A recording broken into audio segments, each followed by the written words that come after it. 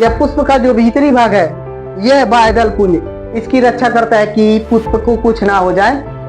और दल यह पुष्प का रंगीन भाग होता है जो कीटों को अपनी तरफ आकर्षित करता है कि पुष्प का रसपान करें और उनके कारण कुछ परागकोश में जो परागकण होते हैं वह परागकण वर्तिकाग्र पर जाके गिरे और वर्तिकाग्र में एक लसलसा भाग होता है जिसके कारण एक पराग नलिका का निर्माण होता है। वह पराग नलिका आप देख सकते हैं, जो पराग नलिका है इसके द्वारा ही परागकण जाते हैं और अंडाणु में या बीजांड में जाकर एक युग्मनज का निर्माण करते हैं। युग्मनज यानी कि एक भ्रूण या एक फल का निर्माण करते हैं कि जैसे।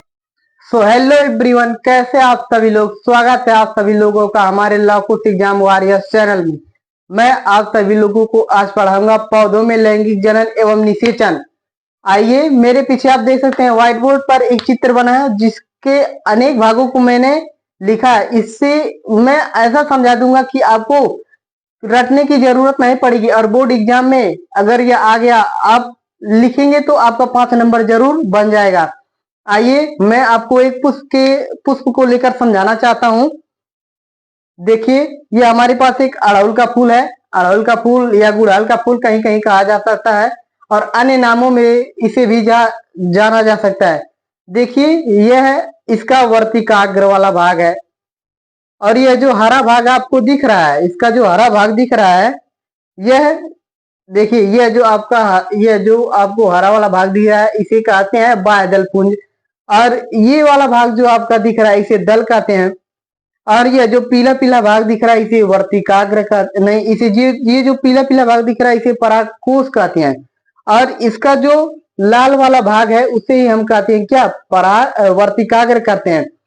और मैं आपको एक डिफिनेशन की आपको जरूरत नहीं पड़ेगी, मैं ऐसा बता दूंगा कि आप कहेंगी कि भैया आप ऐसा कैसे बता सकते हैं कि इतनी सरल ट्रिक से आप मुझे बता दिए कि मैं कभी भूल नहीं पाऊंगा। आइए देखते हैं बाह्यदल क्या होता है।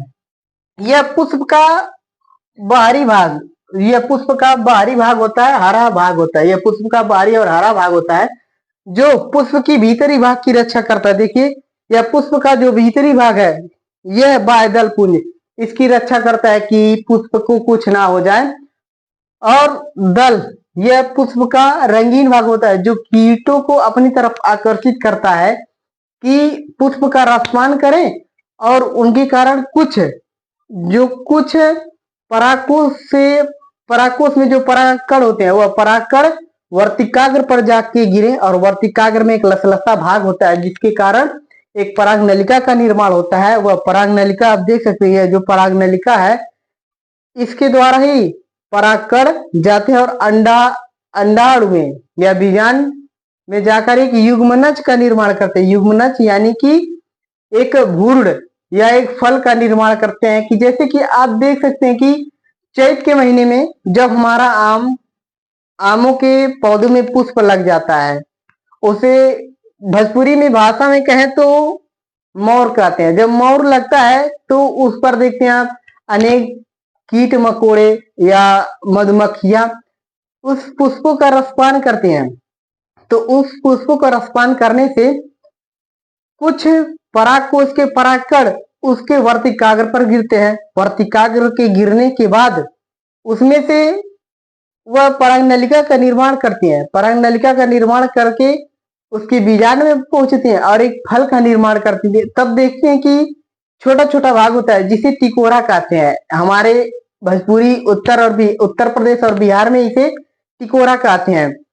आइए, और वह धीरे धीरे बड़ा होता है। फिर जब जून जुलाई का महीना आता है तब वह पक जाता है तो उसे हम ढेला मार के, डंडा मार के तूर के खाते हैं। आइए देखिए, ये आपका हो गया। फिर ये हो गया परागकोश। आपको मैंने बताया कि परागकोश, जब परागकोश के अंदर एक परागकण होता है, यह परागकण जब भौरे पुष्प का रसपान करता है और ये परागकण जाके वर्तिकाग्र पर गिरता है और इससे लसलसा भाग उत्पन्न होता है। यह लसलसा भाग उत्पन्न होने के कारण इसमें एक पराग नलिका का निर्माण होता है, जो पराग नलिका अंडाणु में मिलता है। अंडाणु में मिलने के बाद एक फल का निर्माण हो जाता है। आइए मैं बताऊंगा आपको नर जनन अंग। नर जनन अंग क्या होते हैं? नर जनन अंग में परागकोश होता है जिसके अंदर परागकण होता है। इसमें द्वि द्विलिंगी और एक लिंगी भी होती है। एक लिंगी क्या होता है? जिस पुष्प के एक लिंगी जिस पुष्प के या तो पुष्प में नर जनन अंग हो या तो मादा जनन अंग हो, उसे एक लिंगी पुष्प कहते हैं। तथा द्विलिंगी पुष्प किसे कहते हैं?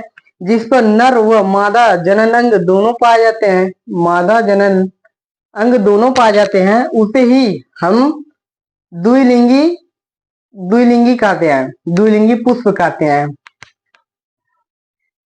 अगर इतना बात बताया हूं, अगर आप इसे बोर्ड एग्जाम में लिख देंगे तो एग्जामिनर इसे पढ़कर अति प्रसन्न हो जाएगा और आपको पढ़ेगा। आपकी भाषा जब आप अपनी भाषाओं में कुछ लिखते हैं तो बोर्ड एग्जामिनर यही सब बोर्ड एग्जामिनर देखते हैं कि कौन बच्चा अपने भाषा में लिखा है, कौन अपने भाषा में नहीं लिखा है। अगर आप इसे अपने भाषा में लिखेंगे तो मान लीजिए आपका 5 नंबर जरूर मिलेगा। और कहीं ये चित्र बना के आप उसे दिखा दिए और लिख भी दिए अपनी भाषा में तो और प्रसन्न होगा, जिसके कारण से वह आपको 5 में 5 नंबर जरूर दे देगा।